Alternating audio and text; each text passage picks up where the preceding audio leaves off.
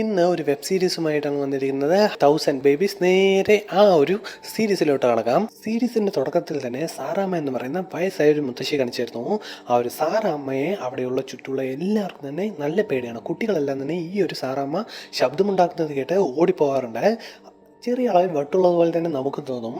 പക്ഷേ ഈ ഒരു സാറാമ്മയെ നന്നായി തന്നെ നോക്കുന്നത് സാറാമ്മയുടെ മകനായ വിപിനായിരുന്നു. അമ്മ പറഞ്ഞാൽ എന്തും അനുസരിക്കുന്ന ഒരു പാവത്തനായിരുന്നു. അതുകൊണ്ട് തന്നെ അമ്മയുടെ മേലെ അത്രത്തോളം നല്ല സ്നേഹമുണ്ട്. അങ്ങനെ ഇരിക്കുന്ന സമയത്ത് ഈ ഒരു സാറാമ്മ ഇടയ്ക്കിടെ തൻ്റെ മനസ്സിൽ തോന്നുന്നതാണോ എന്തോന്നറിയില്ല, ഒരുപാട് അഡ്രസ്സ് എല്ലാം തന്നെ അവിടെ എല്ലാം തന്നെ ഒരു റൂം മൊത്തമായിട്ടും ഒരുപാട് അഡ്രസ്സ് എല്ലാം തന്നെ എഴുതി വെക്കാറുണ്ട്. ഒരു ദിവസം മാർക്കർ കഴിഞ്ഞു പോയി എന്ന് പറഞ്ഞ് വിപിൻ്റെ അടുത്ത് വന്ന് പറയുന്നു. വിപിൻ എത്ര ശ്രമിച്ചിട്ടും മാർക്കർ തിരിച്ചു കിട്ടിയില്ല. എന്തെന്ന് വെച്ചാൽ കടയിലൊന്നും തന്നെ ഇല്ല. അതുകൊണ്ട് തന്നെ അവൻ വാങ്ങിച്ചിട്ടില്ല എന്ന് പറഞ്ഞു ഒരുപാട് ശബ്ദമുണ്ടാക്കി കരയാണ് ചെയ്യുന്നത്. ഒരുപാട് വിഷമിക്കുന്നു. സാറമ്മയ്ക്ക് മാനസികമായി ഒരുപാട് പ്രശ്നമുണ്ട്. പക്ഷേ ഇത് മനസ്സിലാക്കിയ വിപിൻ നല്ല സ്നേഹമുള്ള പുത്രനായതുകൊണ്ട് എങ്ങനെയോ തേടി കണ്ടുപിടിച്ച് അവസാനം മാർക്കർ കൊണ്ടുവന്ന് എത്തിക്കുമ്പോഴാണ് ഈ ഒരു സാറാമ്മയ്ക്ക് സന്തോഷമാവുന്നത്. അങ്ങനെ അടുത്ത ദിവസം തന്നെ ഈ ഒരു സാറാമ്മയിലെ ഒരു അഡ്രസ്സ് മെൻഷൻ ചെയ്തിട്ട് ഒരു ചുവരിൽ എഴുതി വയ്ക്കുന്നുണ്ട്. അത് കഴിഞ്ഞ് വിപിന് വേണ്ടി നല്ല ഭക്ഷണവും എല്ലാം തന്നെ റെഡിയാക്കുന്നുണ്ട്. സാറാമ്മയും നല്ല രീതിക്ക് റെഡിയായി നിൽക്കുന്നു. എന്തിനാണ് ഏതിനാണെന്നൊന്നും തന്നെ അറിയുന്നില്ല. വിപിനാണെങ്കിൽ അമ്മ ഇങ്ങനെ നിൽക്കുന്നതുകൊണ്ട് ഒരുപാട് സന്തോഷമായി. ഭക്ഷണമെല്ലാം തന്നെ കഴിച്ചുകൊണ്ടിരിക്കുക. അമ്മ ഒരു കാര്യം പറയാൻ വേണ്ടി തുടങ്ങുന്നു. നിൻ്റെ അമ്മയ്ക്ക് വട്ടാണ് എന്നാണ് നീ പോലും കരുതിയിരിക്കുന്നത്. എനിക്ക് വട്ടുണ്ടോ എന്ന് പറഞ്ഞ് ചോദിക്കുമ്പോൾ എനിക്കൊന്നും അങ്ങനെ തോന്നിയിട്ടേ ഇല്ല. അമ്മയ്ക്ക് തോന്നുന്നത് ചുവരിലെല്ലാം വരച്ച് വയ്ക്കുന്നതെന്ന് മാത്രമേ എനിക്ക് തോന്നിയിട്ടുള്ളൂ എന്ന് പറഞ്ഞ് വിപിൻ മറുപടി കൊടുക്കുമ്പോൾ എന്തോ ഒരു രഹസ്യം ഇപ്പോൾ തന്നെ പറഞ്ഞു കൊടുക്കുന്നുണ്ട് സാറാമ്മ. അത് കേട്ട വിപിനാണെങ്കിൽ പ്രാന്തനെ പോലെ നേരെ ആ ഒരു റൂമിലോട്ട് ഓടിച്ചെന്ന് അതിലുള്ള എല്ലാം വായിച്ചു നോക്കി എന്തെല്ലാമോ കാണിക്കുന്നു. ഒരുപാട് വെപ്രാളത്തോടെ ദേഷ്യത്തിൽ നേരെ അമ്മയുടെ അടുത്ത് വരുന്നു. അമ്മയാണെങ്കിൽ അവിടെ ചിരിച്ചുകൊണ്ടിരിക്കുകയാണ് ചെയ്യുന്നത്. ഉടനെ തന്നെ ഒരേ ഒരു ചവിട്ട് അമ്മ താഴെ വീണ് തല അടിച്ചതുകൊണ്ട് ഭയങ്ങിപ്പോകുന്നു. അടുത്ത ദിവസമായിട്ട് അയൽപ്പക്കത്തിലുള്ള ഒരാളാണെങ്കിൽ സാറാമ്മയെ നേരെ ഹോസ്പിറ്റലിൽ എത്തിച്ചു. ഈ സാറാമ്മ കണ്ടു തുറന്ന ഉടനെ തന്നെ ഇല്ലേ വിപിൻ എവിടെയാണെന്ന് അന്വേഷിക്കുന്നുണ്ട്. അത് കഴിഞ്ഞ് 2 ലെറ്റർ എടുത്ത് ഇവിടെ പോലീസിനും അതുപോലെ തന്നെ ഒരു വക്കീലിനും ഏൽപ്പിക്കണം എന്ന് പറഞ്ഞു കൊടുക്കുന്നു. അവരവിടെ വന്ന് അത് കളക്റ്റും ചെയ്യുന്നുണ്ട്. വക്കീലാണെങ്കിൽ അത് മജിസ്ട്രേറ്റിൻ്റെ കയ്യിൽ കൊടുക്കണം. ഈ ഒരു പോലീസുകാരനാണെങ്കിൽ ഇതിന് കേസെടുക്കണം എന്നാണ് പറഞ്ഞിട്ടാണ് അയച്ചു കൊടുക്കുന്നത് സാറാമ്മ ആ ഒരു ലെറ്റർ. പക്ഷെ അത് വായിച്ച് പേടിച്ച് ഇൻസ്പെക്ടറിൻ്റെ അടുത്തും ഈ ഒരു കാര്യം പറഞ്ഞ് ഇവർ രണ്ടുപേരും ഷോക്കായി ടെൻഷൻ അടിച്ച് നിൽക്കുന്നു. ഇനി ഈ കാര്യം വേറെ ആർക്കെങ്കിലും അറിയുമെന്ന് പറഞ്ഞ് ചോദിക്കുമ്പോൾ മജിസ്ട്രേറ്റിന് ഈ ഒരു ലെറ്റർ പോയിട്ടുണ്ടെന്ന് അറിയുന്നു. ഷോക്കായി ഈ ഒരു ഇൻസ്പെക്ടറും അതുപോലെ തന്നെ SIയും രണ്ടുപേരും ജഡ്ജിയെ കാണുന്നതിന് വേണ്ടി ഓടുന്നുണ്ട്. അവിടെ പോയി ആ ഒരു ജഡ്ജിയെ കാണുന്നു. ഓൾറെഡി ആ ഒരു ലെറ്റർ ഇവിടെ എത്തിക്കഴിഞ്ഞു. അങ്ങനെ ഇരിക്കെ ഇവർ 3 പേരും ഈ ഒരു ലെറ്റർ വായിച്ചു നോക്കുന്നുണ്ട്. ജഡ്ജിയും SIയും അതുപോലെ ഇൻസ്പെക്ടറും ചെന്ന് ഇതിനൊരു തീരുമാനം എടുക്കണമെന്ന് പറഞ്ഞ് ആ ഒരു ലെറ്റർ എല്ലാം തന്നെ വായിച്ചു നോക്കി ഇവരായിട്ട് തന്നെ ഒരു തീരുമാനം എടുക്കുന്നുണ്ട്. അതിനുള്ളിൽ സാറാമ്മ മരിച്ചുപോയി എന്ന് പറഞ്ഞ ന്യൂസും വരുന്നു. അവിടെ SI ആണെങ്കിൽ നേരെ സാറാമ്മയുടെ വീട്ടിൽ പോയി ആ ഒരു റൂം നോക്കുമ്പോൾ ഒരുപാട് അഡ്രസ്സ് ഉണ്ട്. ആ ഒരു റൂമിലാകെ തന്നെ ഒരുപാട് പേരുടെ അഡ്രസ്സ് ഉണ്ട് എന്ന് മനസ്സിലാക്കുന്നു. സാറാമ്മ പറഞ്ഞ എല്ലാം തന്നെ സത്യമാണെന്ന് ഇവർക്ക് വിശ്വാസമായി. ഇപ്പോൾ ഫസ്റ്റ് എപ്പിസോഡ് തീർന്നു കഴിഞ്ഞു. രണ്ടാമത്തെ എപ്പിസോഡിലെ സ്റ്റാർട്ടിങ്ങിൽ തന്നെ ആൻസി എന്ന് പറയുന്ന ഒരു നടി കാറിനകത്ത് മരിച്ച നിലയിൽ കാണപ്പെട്ടു. ഹാർട്ട് അറ്റാക്കാണ് കാരണമെന്ന് ഈ പോലീസുകാരെല്ലാം തന്നെ പറഞ്ഞുകൊണ്ടിരിക്കുന്നുണ്ട്. ആ സമയത്ത് ഈ ഒരു ആൻസിയുടെ ഹസ്ബൻഡ് സഞ്ജീവും ഒരുപാട് വിഷമത്തിലാണ്. അങ്ങനെ ഇരിക്കെ ബോഡിയൊന്നും പോസ്റ്റ്മോർട്ടം ചെയ്യാതെ തന്നെ വീട്ടിലോട്ട് കൊണ്ടുവന്നു. അപ്പോൾ ബോഡി കുളിപ്പിക്കുമ്പോൾ ഈ ഒരു ചെസ്റ്റിന് താഴെയായിട്ട് ഒരു ഹോൾ ഉള്ളത് ശ്രദ്ധിച്ച് അത് പോലീസിൻ്റെ അടുത്ത് പറഞ്ഞ് പോലീസ് ചെക്ക് ചെയ്ത് നോക്കുമ്പോൾ എന്തോ ഒരു കമ്പി വെച്ച് കുത്തിയിട്ടാണ് ആ ഒരു ആൻസി എന്ന് പറയുന്ന നടി മരിച്ചിരിക്കുന്നത് എന്ന് മനസ്സിലാക്കുന്നു. ഇതൊരു മർഡർ ആണെന്ന് അവർ കണ്ടുപിടിക്കുന്നു. ഇപ്പോൾ ഈ ഒരു കേസ് അന്വേഷിക്കാൻ വേണ്ടി വരുന്നതാണ് നമ്മുടെ ഹീറോ അജി കുര്യൻ. അജി നേരെ വന്ന് ഈ ഒരു ആൻസിയെ പറ്റിയും സെറ്റിനെ പറ്റിയും എല്ലാം തന്നെ അന്വേഷിക്കുന്നുണ്ട്. എങ്ങനെയാണ് ഇത് സംഭവിച്ചതെന്ന് പറഞ്ഞ് നോക്കിക്കൊണ്ടിരിക്കുന്നു. അപ്പോഴാണ് ഈ ഒരു സഞ്ജീവ് ഉണ്ടല്ലോ ആൻസിയുടെ ഹസ്ബൻഡുമായിട്ട് ചില പ്രശ്നങ്ങളുള്ളതുപോലെ അറിയുന്നു. ഈ ഒരു സഞ്ജീവ് ഓൾറെഡി ഒരു റൈറ്ററാണ്. കഥയെല്ലാം തന്നെ സിനിമയ്ക്ക് വേണ്ടിയിട്ട് എഴുതും. അങ്ങനെ ഒരുപാട് പടങ്ങൾ പൊട്ടിയിരിക്കുന്നു. സഞ്ജീവിന് ഈ ഒരു ആൻസി എപ്പോൾ നോക്കിയാലും ബിസി ആയിരിക്കുന്നുണ്ട്. വലിയൊരു നടിയാണ്. അത് കണ്ട് ഇഷ്ടപ്പെടുന്നില്ല എന്നെല്ലാം പറഞ്ഞ് ഒരുപാട് പേർ പറഞ്ഞു കൊടുക്കുന്നു. ഇതിൻ്റെ സംശയം വെച്ചാൽ ഈ ഒരു സഞ്ജീവിൻ്റെ അടുത്ത് അന്വേഷിക്കുന്നതിന് വേണ്ടി വരുന്ന സമയത്ത് അവിടെ കാറിനകത്ത് നിന്നും ഒരു പെൺകുട്ടിയുടെ രൂപത്തിലുള്ള ഒരു പാവ ഇട്ടുന്നുണ്ട്. അതിൽ ഒരു കമ്പി വെച്ച് ഈ ഒരു സഞ്ജീവ് ഒരുപാട് വട്ടം കുത്തി പരിശീലിച്ചതുപോലെ കാണിക്കുന്നു. ഇവൻ തന്നെയാണ് ആ ഒരു കൊലപാതകം ചെയ്തിരിക്കുന്നതെന്ന് അവർക്ക് മനസ്സിലായി. അങ്ങനെ തന്നെ സഞ്ജീവിനെ വിളിച്ചുകൊണ്ട് പോയി ഇൻട്രോഗേഷൻ സ്റ്റാർട്ടായി കഴിഞ്ഞു. അധികം അടിയൊന്നും അടിക്കാതെ തന്നെ അജി സജീവനടുത്ത് കാര്യം ചോദിക്കുന്നു. എന്താണ് നീ ചെയ്തതെന്ന് പറ എന്ന് പറഞ്ഞോടെ സജിയാണെങ്കിൽ കാര്യം പറയാൻ തുടങ്ങി. താൻ ഒരുപാട് ഈ ഒരു ഫ്ലോപ്പുകൾ കാരണം തന്നെ ഒരുപാട് താഴോട്ട് പോകുന്ന സമയത്ത് ഈ ഒരു ആൻസി നടിയിൽ ഒരുപാട് ഉയരങ്ങളിലോട്ട് പോയിക്കൊണ്ടിരിക്കുകയായിരുന്നു. ഫുൾ ടൈം ബിസി ആയിരുന്നു. അതുകൊണ്ട് തന്നെ ദാമ്പത്യ ജീവിതത്തിൽ ഒരുപാട് പ്രശ്നങ്ങൾ ഉണ്ടാകാൻ തുടങ്ങി. ഇവർ തമ്മിൽ മാനസികമായി പിരിഞ്ഞു കഴിഞ്ഞു. ആ സമയത്താണ് വെള്ളമടിച്ച് ബാറിലിരിക്കുന്ന സജീവൻ്റെ അടുത്ത് വിപിൻ എന്ന് പറയുന്ന ഒരു പയ്യൻ വന്ന് താനായിട്ട് തന്നെ സംസാരിക്കുന്ന അതുപോലെ കാണിക്കുന്നത്. ഇവനാണെങ്കിൽ നോർമലായി സംസാരിക്കുന്നുണ്ട്. പക്ഷേ ഈ ഒരു റൈറ്ററായ നമ്മളുടെ സജീവിന് ഇവനൊരു സൈക്കോ ആണെന്ന് മനസ്സിലാകുന്നു. അവനാണെങ്കിൽ എനിക്കൊരു കഥ പറയാനുണ്ട്, സിനിമയാക്കാൻ പറ്റിയ ഒരു കഥയാണെന്ന് പറഞ്ഞ് ഈ ഒരു സജീവിൻ്റെ അടുത്ത് കഥ പറയുന്നു. ഒരുപാട് പേരോടൊപ്പം അഭിനയത്തിൽ ഏർപ്പെടുന്ന ഒരു പെൺകുട്ടിയുടെ കഥയാണെന്ന് പറഞ്ഞിട്ട് ഈ ഒരു കഥ പറഞ്ഞു തുടങ്ങുമ്പോൾ അവസാനം ആ ഒരു പെൺകുട്ടിയെ ഭർത്താവ് കുത്തിക്കൊല്ലുന്നത് പോലെയാണ് സീന്. അതെങ്ങനെ കുത്തുമെന്ന് ഇവൻ വിവരിച്ചു കൊടുക്കുന്നുണ്ട്. അപ്പോഴാണ് തൻ്റെ ലൈഫിലും അതുപോലെ ഒരു ഭാര്യയാണ് വന്നിരിക്കുന്നതെന്ന് മനസ്സിലാക്കിയ സജീവ് കഥയിലുള്ളതുപോലെ ആൻസിയെ കൊല്ലാൻ തീരുമാനിക്കുന്നത്. എങ്ങനെ കൊല്ലണമെന്ന് പ്രാക്ടീസ് ചെയ്യുന്നതിന് വേണ്ടിയിട്ട് ഒരു പാവയെല്ലാം തന്നെ റെഡിയാക്കി വെച്ചിരുന്നു. അതിൽ കുത്തി പ്രാക്ടീസ് ചെയ്ത് ഒരു ദിവസം ഇവരുടെ ബർത്ത്ഡേ ദിവസം തന്നെയായിരുന്നു ആ ഒരു സംഭവം സജീവ് നടത്തിയിരിക്കുന്നതെന്ന് സ്വയം ഏറ്റു പറയുന്നുണ്ട്. ഇത് ഈ ഒരു ക്രെഡിറ്റ് ഫുള്ളായിട്ട് മജിക്ക് കിട്ടുന്നു. അജിയാണ് ഈ ഒരു കേസ് തെളിയിച്ചതെന്ന് പറഞ്ഞ് ഒരുപാട് ഈ ഒരു സെലിബ്രേറ്റ് എല്ലാം തന്നെ ചെയ്യുന്നുണ്ട്. അങ്ങനെ ഇരിക്കെ മറിയം എന്ന് പറയുന്ന ഒരു പെൺകുട്ടി അജിയെ കാണുന്നതിന് വേണ്ടി വരുന്നുണ്ട്. എന്താ പറയുന്നതെന്ന് വെച്ചാൽ ഇപ്പോൾ ഈ ഒരു നടി കൊല്ലപ്പെട്ടില്ലേ, ആ ഒരു നടി ആരാണ് എന്താണെന്ന് എനിക്കൊരാൾ കത്തെഴുതിയിട്ടുണ്ടായിരുന്നു. അത് ഈ ഒരു കൃത്യം നടത്താൻ പോകുന്നത് ആരാണെന്ന് ഉൾപ്പെടെ സജീവിൻ്റെ പേരുൾപ്പെടെ ആ ഒരു കത്തിലുണ്ടായിരുന്നു എന്ന് പറഞ്ഞ ഒരു കത്ത് കാണിച്ചു കൊടുക്കുന്നു. ഇതാരാ അയച്ചതെന്ന് പറഞ്ഞ് ചോദിക്കുമ്പോൾ എൻ്റെ കൂടെ പണ്ട് ലാബിൽ വർക്ക് ചെയ്യുന്ന ഒരാളായിരുന്നു എന്ന് പറയുന്നു. വിപിനെ കുറിച്ച് കൂടുതൽ അന്വേഷിക്കുന്ന സമയത്ത് അജിയുടെ അടുത്ത് കാര്യം പറയുന്നുണ്ട്.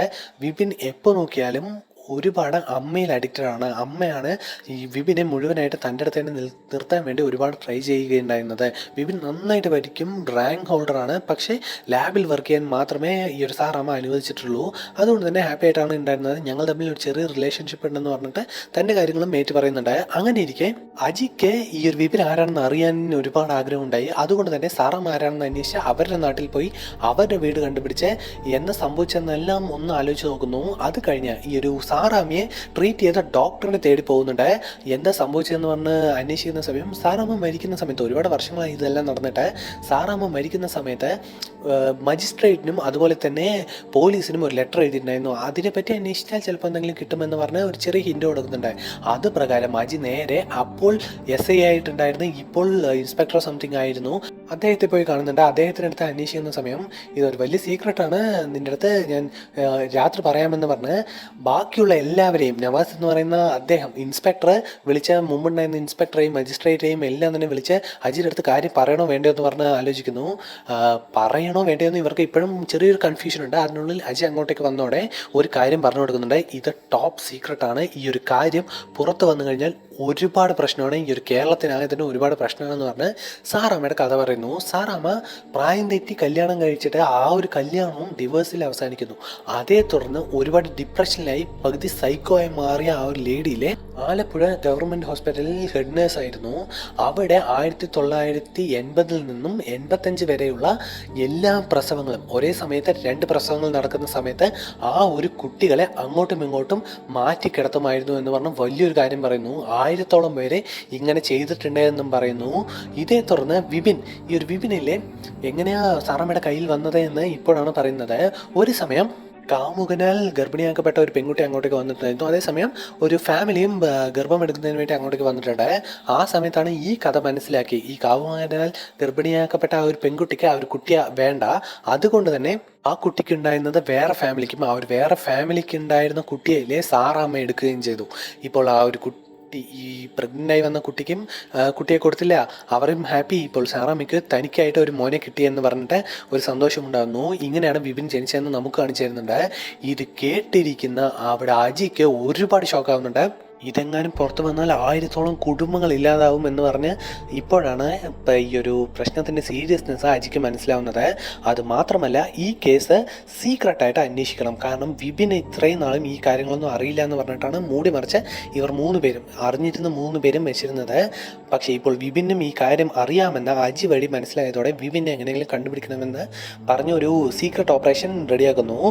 തൻ്റെ ടീമിൽ 3 പേര് മാത്രമാണുള്ളത്. അജിയാണ് ലീഡർ, അതുപോലെ വിനോദ് എന്ന് പറയുന്ന ഒരു പോലീസ് ഓഫീസറും അൻസാരി എന്ന് പറയുന്ന ഈ അജിയുടെ ഒരു ഫ്രണ്ട് പോലീസ് ഓഫീസറും ഉണ്ട്. ഇവർ 3 പേരും ചേർന്ന് അന്വേഷിക്കാൻ വേണ്ടി തുടങ്ങി. ആദ്യം തന്നെ രേണുക എന്ന് പറയുന്ന പേരാണ് ടിക്ക് ചെയ്യുന്നത്. എന്താണെന്ന് വെച്ചാൽ മുമ്പ് മറിയം ഒരു ലെറ്റർ കൊണ്ടുവന്ന് കൊടുത്തില്ലേ, അതിൽ രേണുകയുടെ പേരുണ്ടായിരുന്നു. ഇതാണ് ഈ ഒരു പെൺകുട്ടിയെയാണ് ആ ഒരു വിപിന് പകരമായിട്ട് സാറാമ്മ എടുത്ത് മാറ്റിയതെന്ന് മനസ്സിലാക്കി അങ്ങോട്ടേക്ക് പോകുന്നുണ്ട്. ബാംഗ്ലൂരാണ് അവിടെ ഉള്ളത് എന്ന് പറഞ്ഞ് അവരുടെ ഫാമിലിയുടെ അടുത്ത് പോയി സംസാരിക്കുന്ന സമയത്ത് രേണുക തൻ്റെ പിറന്നാൾ ദിവസം തന്നെയാണ് കൊല്ലപ്പെട്ടിരിക്കുക സൂസൈഡ് ചെയ്തിരിക്കുകയാണ് എന്നാണ് അവിടെയുള്ള ഫാമിലി പറയുന്നത്. പക്ഷേ ഫ്രണ്ട്സിൻ്റെ അടുത്ത് അന്വേഷിക്കുന്ന സമയത്തും പോലീസ് പറയുന്നതും അതൊരു സൂസൈഡ് ആയിരുന്നില്ല, ഡ്രഗ് ഓവർഡോസ് ആയിരുന്നു എന്ന് പറഞ്ഞ് കൺഫേം ചെയ്യുന്നു. അതേപോലെ ഫ്രണ്ട്സിൻ്റെ അടുത്ത് അന്വേഷിക്കുന്ന സമയം വിപിൻ്റെ ഫോട്ടോ കാണിച്ചാൽ ഇവനെ നിനക്ക് അറിയുമെന്ന് പറഞ്ഞ് ചോദിക്കുന്ന സമയത്ത് ഇത് വിപിനല്ല ഹർഷയാണെന്ന് പറയുന്നു. ആൾമാറാട്ടം വിപിൻ നടത്തിയിരിക്കുകയെന്ന് മനസ്സിലായതോടെ എന്താ സംഭവിച്ചതെന്ന് കാണിക്കുന്നുണ്ട്. ഈ ഒരു രേണുകയിൽ ഒരുപാട് ഡ്രഗ് അഡിക്റ്റാണ്, ഒരുപാട് സിഗരറ്റ് എല്ലാം തന്നെ വലിക്കും. സിഗരറ്റ് വലിക്കുന്ന സമയം തൻ്റെ ബ്രാൻഡ് അവിടെ ഹർഷ മാത്രമാണ് യൂസ് ചെയ്യുന്നതെന്ന് പറഞ്ഞ് ഇവർ രണ്ടുപേരും ബെസ്റ്റ് ഫ്രണ്ട്സ് ആവുന്നു. അങ്ങനെ ഇരിക്കെ ഈ ഒരു രേണുകയുടെ ബർത്ത്ഡേ പാർട്ടി നടക്കുന്ന ദിവസം ആ ഒരു ദിവസം ഒരുപാട് എൻജോയ് ചെയ്ത് അവസാനം കാറിൽ അവൾ ഡ്രഗ് എല്ലാം തന്നെ യൂസ് ചെയ്ത് ഓവർഡോസായി മരിച്ചു എന്ന് ഫ്രണ്ട്സ് പറഞ്ഞു കൊടുക്കുന്നു. അജി ആണെങ്കിൽ ഇപ്പോൾ ഹർഷയുടെ വീട് അന്വേഷിച്ച് അങ്ങോട്ടേക്ക് പോകുന്ന സമയത്ത് ഹർഷയുടെ ഹൗസ് ഓണറുടെ അടുത്ത് തന്നെ അവൻ ഒരുപാട് ഫ്രണ്ട്ലിയാണ്. നമ്മുടെ വിപിൻ ഒരുപാട് ഫ്രണ്ട്ലിയാണ്. അതുകൊണ്ട് തന്നെ അവൻ്റെ സാധനങ്ങളെല്ലാം അങ്ങനെ തന്നെ വെച്ചിട്ടുണ്ടെന്ന് പറഞ്ഞ് ഹൗസ് ഓണർ കാണിച്ചു കൊടുക്കുമ്പോൾ അതിൽ ഡ്രഗ്സ് ഉണ്ടാക്കുന്ന ഒരുപാട് എക്യുപ്മെൻറ്റ്സ് ഉണ്ട്. ഇവൻ തന്നെയാണ് രേണുകയെ കൊന്നിരിക്കുന്നത് എന്ന് നമ്മളുടെ അജി കൺഫേം ചെയ്യുന്നുണ്ട്. ഇതെല്ലാം തന്നെ ഇൻ്റർലിങ്ക് ആണ് എന്ന് പറഞ്ഞ് മനസ്സിലാക്കുന്ന നമ്മളുടെ അജി ആണെങ്കിൽ അടുത്തതായിട്ട് ആ ഒരു മറിയം തന്ന ലെറ്ററിൽ അടുത്തതായി അതിൻ്റെ പേരാണെന്ന് നോക്കുന്ന സമയത്ത് ദേവൻ എന്ന് പറയുന്ന ഒരാളുടെ പേരാണ് പാലക്കാട്ടിലാണ് ഉള്ളത് എന്ന് പറഞ്ഞ് കണ്ടുപിടിക്കുന്നു. ആ ഒരാളാണെങ്കിൽ സൂസൈഡ് ചെയ്തിട്ടുണ്ട്, ഓൾറെഡി സൂസൈഡ് ചെയ്തിട്ടുണ്ടെന്ന് വളരെ വലിയൊരു ന്യൂസ് ആയിരുന്നു. എന്താ കാരണം എന്ന് വെച്ചാൽ അയാൾ ഇറച്ചി കഴിക്കുന്നതായിട്ട് ഒരു വീഡിയോ ഒരുപാട് ട്രെൻഡായിരുന്നു. അത് കാരണം ഡിപ്രഷനിലായിട്ട് ഒരുപാട് വെള്ളം അടിച്ച് താനായിട്ട് തന്നെ സൂസൈഡ് ചെയ്യുന്നു എന്നാണ് പോലീസ് റിപ്പോർട്ട് വന്നിരിക്കുന്നത്. അതുകൊണ്ട് തന്നെ ആ ഒരു കേസിന് പുറകിൽ പോകാൻ വേണ്ടി തുടങ്ങി. അവനെപ്പറ്റി അന്വേഷിച്ച് കഴിഞ്ഞിട്ട് ഈ ഒരു ഇറച്ചിയിൽ ആരാണ് കൊടുത്തതെന്ന് പറഞ്ഞ് നോക്കുമ്പോൾ ബീഫ് അവിടെ ഒരേ ഒരാളാണ് വിൽക്കുന്നതെന്ന് മനസ്സിലാക്കി അവൻ്റെ അടുത്ത് പോയി അന്വേഷിക്കുന്ന സമയത്ത് നമ്മളുടെ വിപിൻ്റെ ഒരു ഫോട്ടോ അവന് കാണിച്ചു കൊടുക്കുന്നുണ്ട്. അപ്പോൾ എനിക്കറിയാം, ഇവനെ നന്നായിട്ട് അറിയാം, എൻ്റെ ഫ്രണ്ടാണെന്ന് പറഞ്ഞ് തൻ്റെ അച്ഛൻ ഒരുപാട് ഉപദ്രവിക്കും തന്നെ. ഇതെല്ലാം കണ്ട് മനസ്സിലാക്കുന്ന വിപിനാണെങ്കിൽ സുനീർ എന്ന് പറയുന്ന ഇവൻ്റെ അടുത്ത് നല്ല ഫ്രണ്ട്സ് ആകുന്നു. അത്യാവശ്യം കാശെല്ലാം തന്നെ കൊടുത്ത് ഹെൽപ്പ് എല്ലാം തന്നെ ചെയ്യുന്നത് പോലെ കാണിക്കുന്നുണ്ട്. ഇവൻ്റെ അടുത്താണ് ആ ഒരു ബീഫ് എല്ലാം തന്നെ നമ്മുടെ വിപിൻ വാങ്ങിച്ചുകൊണ്ട് പോയിരിക്കുന്നത് എന്ന് ഇപ്പോൾ അജിക്ക് മനസ്സിലായി. വിപിൻ പോകുമ്പോഴേ ഇവരെല്ലാവരും ചേർത്ത് നമ്മുടെ സുനീറിൻ്റെ ഫാമിലി എല്ലാവരും ചേർത്ത് ഒരു ഫോട്ടോ എടുത്തിട്ട് പോകുന്നുണ്ട്. അങ്ങനെ തന്നെ അവിടെ സീന് കട്ടായിട്ട് നേരെ ദേവൻ്റെ സഹായം ഒരാളുണ്ട്. അയാളുടെ അടുത്ത് പോയിട്ട് നമ്മുടെ അജി ചോദിക്കുന്ന സമയം യഥാർത്ഥത്തിൽ ഇവരുടെ ഇടയിൽ എന്തൊക്കെ സംഭവിച്ചെന്ന് പറഞ്ഞ് ദേവൻ എന്ന് പറയുന്ന ആ ആൾ എന്തായിരുന്നു എന്നുള്ള ഉൾപ്പെടെ എല്ലാ കാര്യങ്ങളും പറയുന്നു. അദ്ദേഹം ഒരു രാഷ്ട്രീയ പ്രവർത്തനമായിരുന്നു. ബീഫ് കഴിക്കരുതെന്ന് പറഞ്ഞ് ഒരുപാട് പ്രചരണം ചെയ്തിട്ടുണ്ട്. പെൺകുട്ടികൾ ഈ ആൺകുട്ടികളുമായിട്ട് ഫോട്ടോ എടുക്കുന്നതോ അങ്ങനെയുള്ള കാര്യങ്ങളൊന്നും തന്നെ ഇഷ്ടപ്പെടുന്നില്ല. അതുകൊണ്ട് തന്നെ കള്ളി ഷോപ്പിൽ വെച്ച് ഒരുപാട് വഴക്കെല്ലാം തന്നെ പറഞ്ഞ് അവരെ അയച്ചു വിടുന്നു.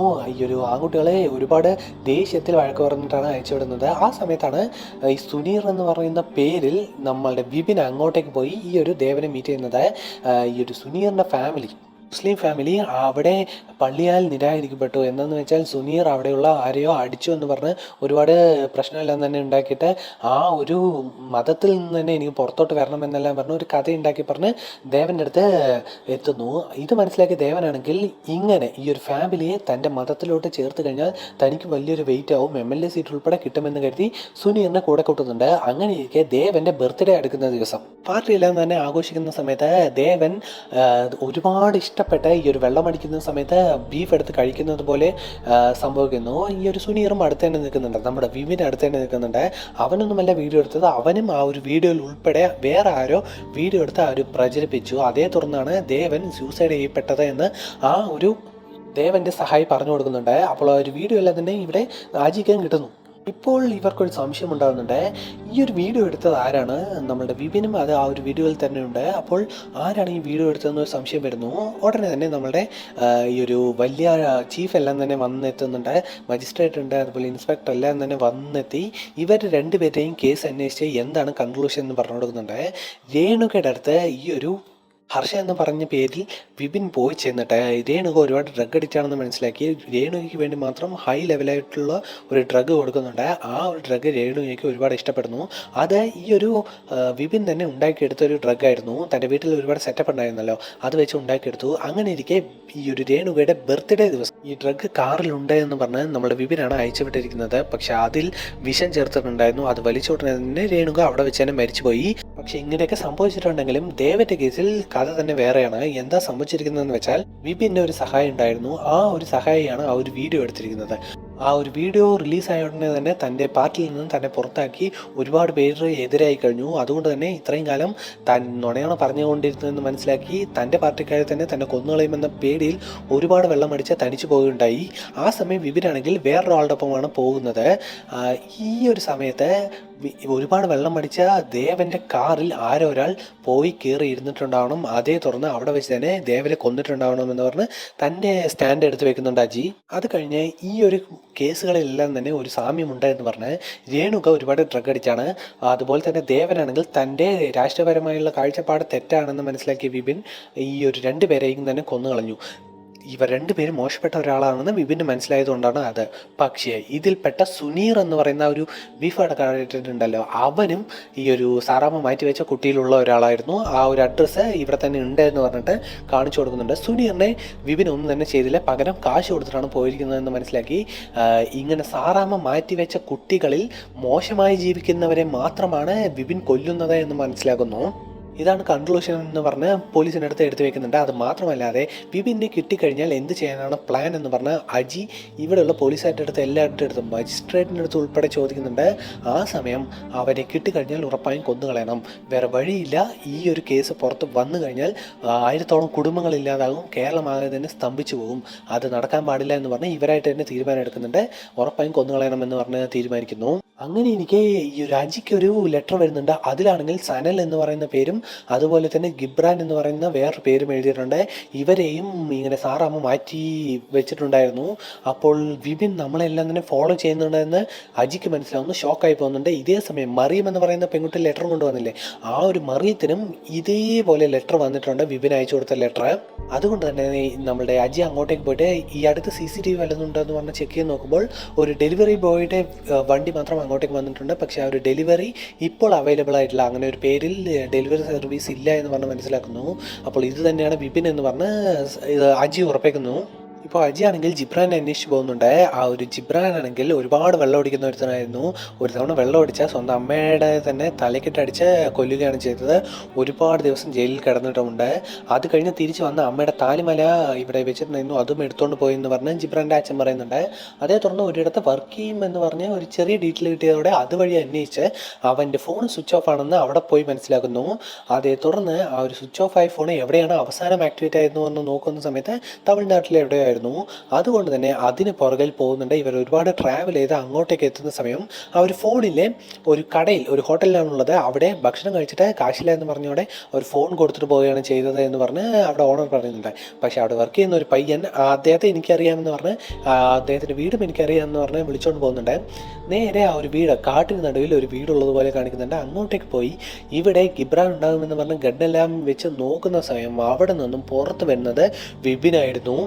ഗിബ്രാൻ എവിടെയെന്ന് പറഞ്ഞ് ചോദിക്കുമ്പോൾ അവനെ ഞാൻ 1 വർഷം മുമ്പ് തന്നെ കൊന്നു കളഞ്ഞു, ഇപ്പോഴാണ് നിങ്ങൾ വന്ന് ചോദിക്കുന്നത്, നീ എന്തിനാ ഇതെല്ലാം ചെയ്തുകൊണ്ടിരിക്കുന്നത്, അന്ന് സാറാമ്മ നിൻ്റെ അടുത്ത് എന്താ പറഞ്ഞതെന്ന് പറഞ്ഞ് എല്ലാ കാര്യങ്ങളും ചോദിക്കുന്ന സമയം സാറാമ്മ അന്നേ ദിവസം രാത്രി തന്നെ എൻ്റെ അടുത്ത് ഇങ്ങനെ 100 പേരെ 1000 പേരെ ഞാനിങ്ങനെ എടുത്ത് മാറ്റിയിട്ടുണ്ട്, അതിൽ നീയും ഒരുത്തനാണെന്ന് പറഞ്ഞോടെ എനിക്ക് പ്രാന്ത് പിടിച്ച് പോയി. അതേ തുറന്ന് അമ്മയെ അവിടെ അടിച്ചിട്ട് പോയി. ഞാൻ ഒരുപാട് അന്വേഷിച്ച് ഒരുപാട് പേരെ കണ്ടുപിടിക്കുകയും അതിൽ മോശമായവരെ മാത്രം ഞാൻ കൊല്ലുകയും ചെയ്യുള്ളൂ എന്ന് പറഞ്ഞിട്ട് എല്ലാ കാര്യങ്ങളും അവൻ ഏറ്റു പറയുന്നുണ്ട്.